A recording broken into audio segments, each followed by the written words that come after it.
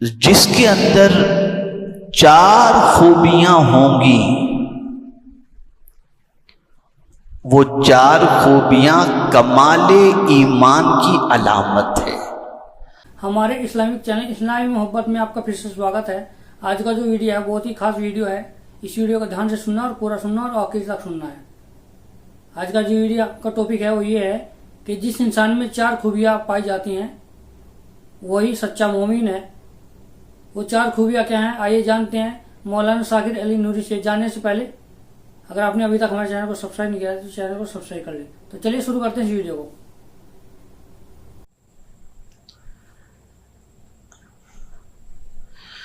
جس کے اندر 4 خوبیاں ہوں گی،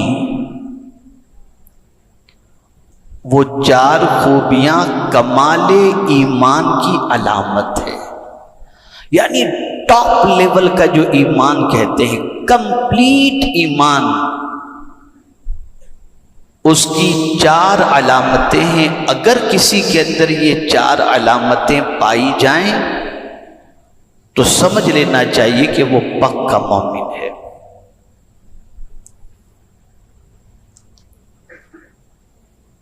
پہلی چیز، الصمت وہو اول العبادہ، خاموش رہنا، اور یہ بہت بڑی عبادت ہے۔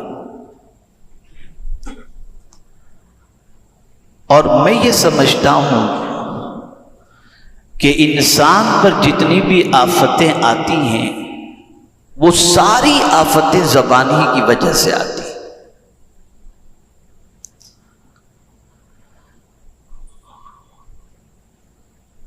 اللہ والوں کا یہ شیوا تھا کہ جو کچھ وہ کہنا چاہتے پہلے اسے غور کر لیتے، اور جب وہ بات حق ہوتی تبھی وہ اپنی زبان سے نکالتے، ورنہ چپ رہتے۔ وجہ کیا تھی؟ بھئی آپ کی اور ہماری پوزیشن یہ ہے کہ زبان کھلتی ہے تو بند ہونے کا نام نہیں لیتی، اور پھر اچھی بری صحیح غلط جو آیا بس بولتے رہتے ہیں۔ تو میں نے غور کیا کہ یہ اللہ والے جو بولتے ہیں کم بولتے ہیں، سوچ سمجھ کے بولتے ہیں، اور جو بولتے ہیں وہ حق بولتے ہیں۔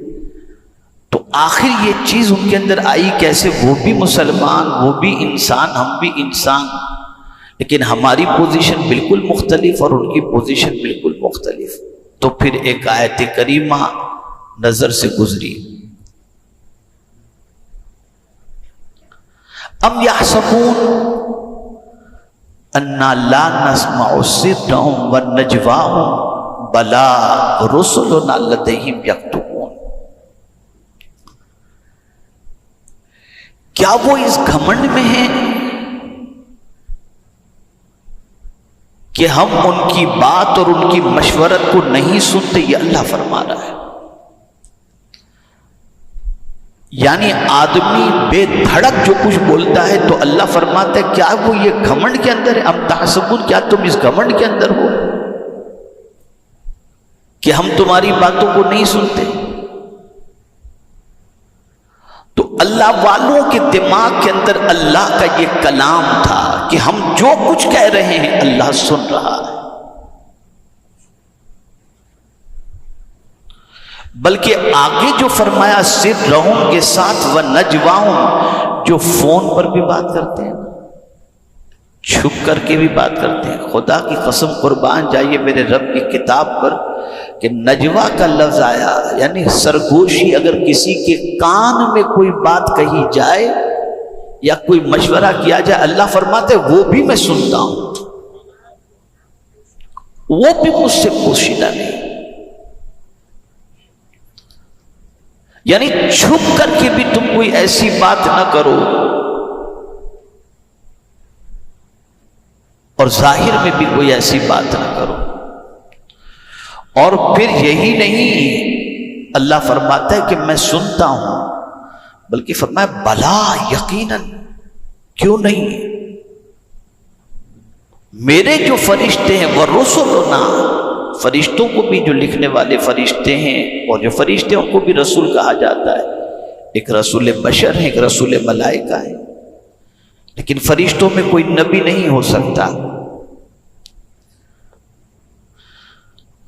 تو قرآن کہتا ہے بلاغ رسلنا لدیہم یکتبون، کیوں نہیں ہمارے فرشتے اس کو لکھ رہے ہیں. یعنی ہم جو کچھ کہہ رہے ہیں وہ ریکارڈ ہو رہا ہے. مولا یہ ریکارڈ کرنے کی وجہ کیا ہے؟ کیا سبب ہے اس کا؟ بلکہ ایک مقام پر قرآن نے کہا ما یلفظ من قول الا لدیہ رقیب عتید، جو لفظ بھی تمہاری زبان سے نکلتا ہے فرشتے اسے لکھ لیتے ہیں، نوٹ کر لیتے ہیں. یہ نوٹ کرنے کی وجہ کیا ہے؟ نوٹ کرنے کی وجہ یہ ہے کہ قیامت میں جب دفتر پیش کیا جائے گا تو اس میں یہ ساری چیزیں موجود ہوں گی اور اللہ فرمائے گا اقرأ کتابک، اپنا اعمال نامہ پڑھ. تو اللہ والے کہتے ہیں کہ بھلا دنیا میں ہم ایسی کوئی بات کیے ہوں گے جو اللہ کی ناپسند ہو، جیسے مثال کے طور پر گانے، غزلیں، گالی گلوچ، غیبت، یہ ساری چیزیں، تو وہ تو اس کے اندر ہوں گی، اللہ کے سامنے پڑھنے کی طاقت رکھے گا کون؟ اس لیے کہ اس میں تو نوٹ ہے، محفوظ ہے.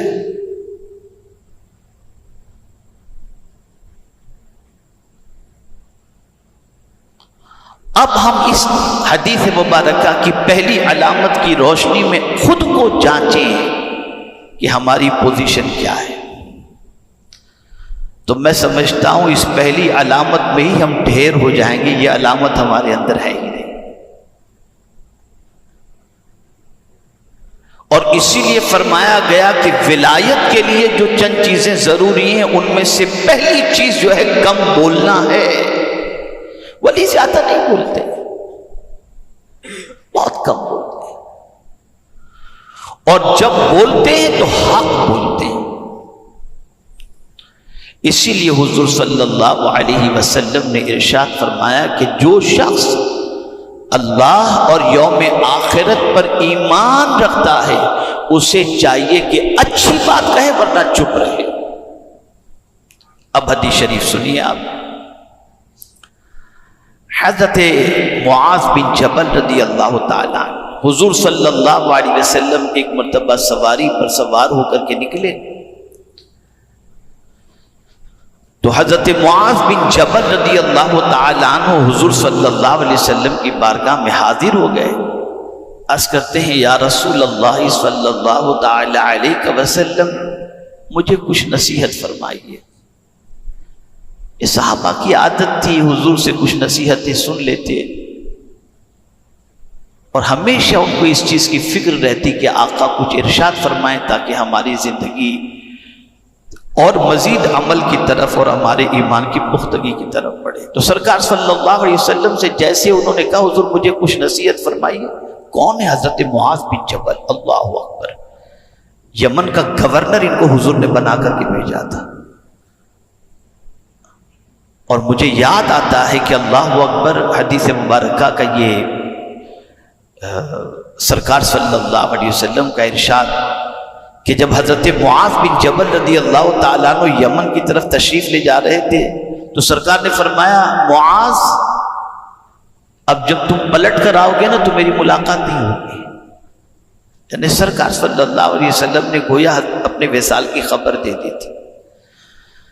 تو حضرت معاذ بن جبل رضی اللہ تعالیٰ عنہ نے عرض کیا یا رسول اللہ صلی اللہ تعالیٰ علیہ وسلم میں آپ کی جدائی کو کیسے برداشت کروں گا.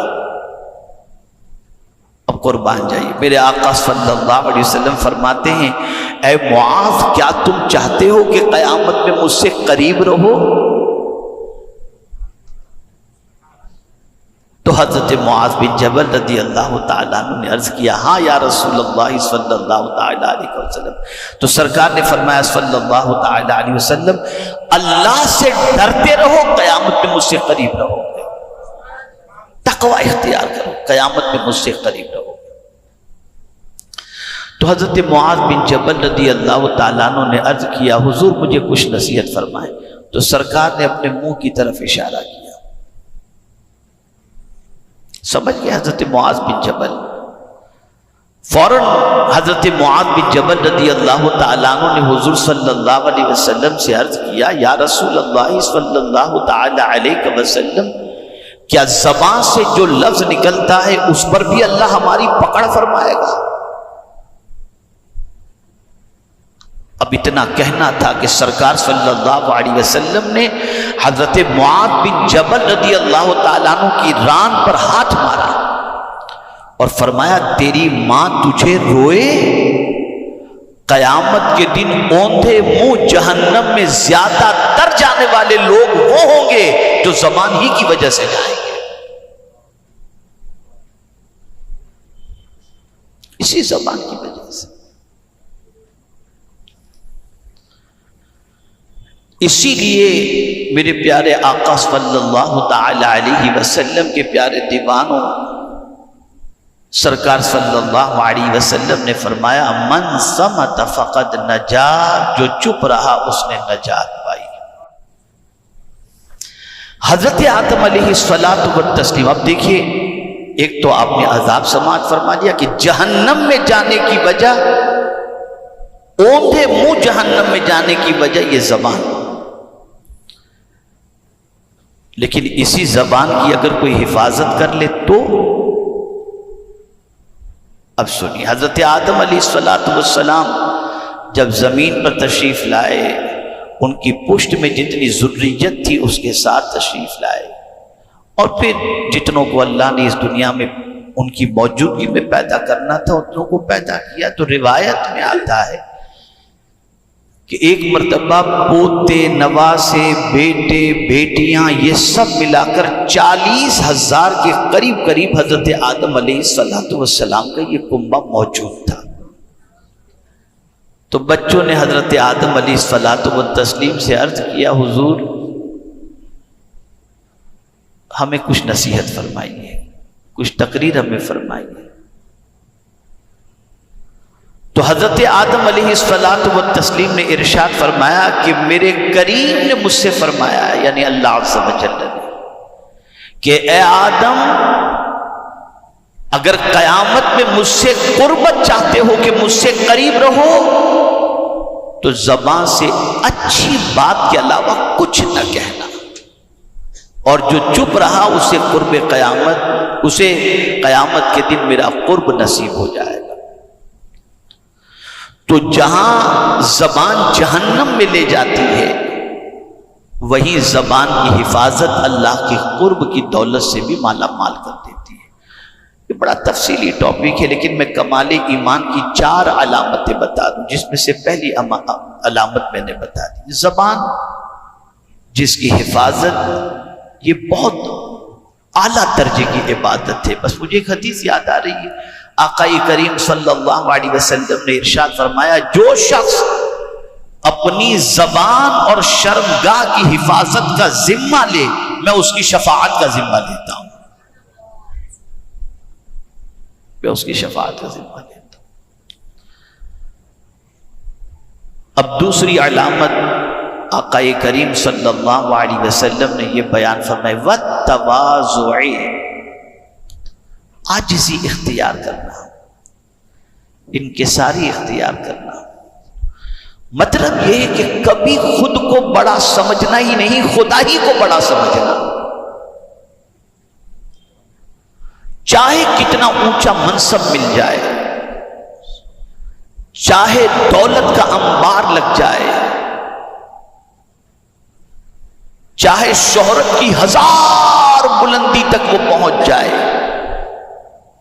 لیکن وہ عاجزی اور انکساری اختیار کرے. خود حضور صلی اللہ علیہ وسلم اتنی بلندی کے مقام پر تھے کہ اس بلندی تک نہ کوئی پہنچ سکا ہے نہ قیامت تک پہنچ سکے گا، لیکن حضور صلی اللہ علیہ وسلم کھانا کھانے کے لیے جب بیٹھتے تھے نا تو 2 زانوں ایسے بیٹھا کرتے تھے. کسی نے کہا کہ آپ تو غلام کی طرح بیٹھ کر کے کھاتے ہیں، تو سرکار نے فرمایا میں اپنے رب کا غلام ہی تو ہوں. بلکہ ایک مرتبہ ایک صحابی تکیہ لے کر آئے کھانے کے وقت حضور ذرا تکیہ لگا لیجیے، تھوڑی سی راحت ہوگی۔ فرمایا اس طرح سے کھانا یہ متکبر کی علامت ہے، گھمنڈیوں کی علامت ہے، میں اللہ کا بندہ ہوں، میں عاجزی سے ہی کھاؤں۔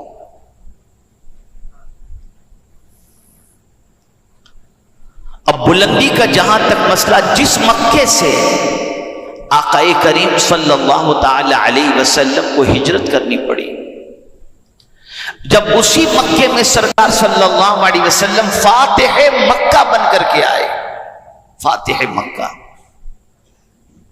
تو قربان جائیے، آپ الیکشن کے زمانے میں دیکھتے ہیں کہ ایک پارٹی دوسری پارٹی کی مخالفت کرتی ہے اور پھر جیت کرتے آتی ہے تو دوسری پارٹی کے لوگوں کو جیل میں ڈال دیتی ہے، اور ساری دنیا بھر کے خرافات آپ دیکھتے ہیں، کوئی چیز چھپی ہوئی ہے نہیں۔ لیکن جن لوگوں نے مکے سے حضور صلی اللہ علیہ وسلم کو ہجرت کرنے پر مجبور تو نہیں کہہ سکتے، سرکار صلی اللہ علیہ وسلم کو جن کی وجہ سے مکہ چھوڑنا پڑا اور ہجرت کرنی پڑی، جن لوگوں نے سرکار صلی اللہ علیہ وسلم کے لیے مکے میں جینا تنگ کر دیا تھا، وہی مختار کائنات صلی اللہ علیہ وسلم جب مکے میں فاتح بن کر کے آتے ہیں اپنے صحابہ کی فوج کے ساتھ، تو جانتے سچویشن کیا تھی؟ اللہ اکبر، سواری پر حضور کی گردن ایسے جھکی ہوئی تھی، اس انداز سے حضور مکے میں انٹر ہوئے، تو مکے والوں نے کہا کہ آج تو ہمارا ٹکا بوٹی ہو جائے گا، ہم بچیں گے نہیں کوئی۔ تو سرکار صلی اللہ علیہ وسلم نے فرمایا اذهبوا انتم الطلقاء، جاؤ تم سب آزاد ہو، تم پر کسی پر کچھ نہیں کیا جائے گا۔ یہ حضور کی شان۔ امید کرتا ہوں آپ کو یہ بیان پسند آئے گا، تو ویڈیو کو لائک کریں اور اپنے دوستوں میں رشتہ داروں میں شیئر ضرور کریں تاکہ ان کے عمل میں اضافہ ہو سکے اور ثوابدار حاصل کر سکے۔ اور آپ نے ابھی تک ہمارے چینل کو سبسکرائب نہیں کیا تو چینل کو سبسکرائب کر لیں اور آل کے بٹن پر کلک کر دیں تاکہ ہماری ویڈیو کا نوٹیفیکیشن آپ کو ملتا رہے۔ تو ملتے ہیں اگلی ویڈیو میں۔ السلام علیکم ورحمۃ اللہ وبرکاتہ۔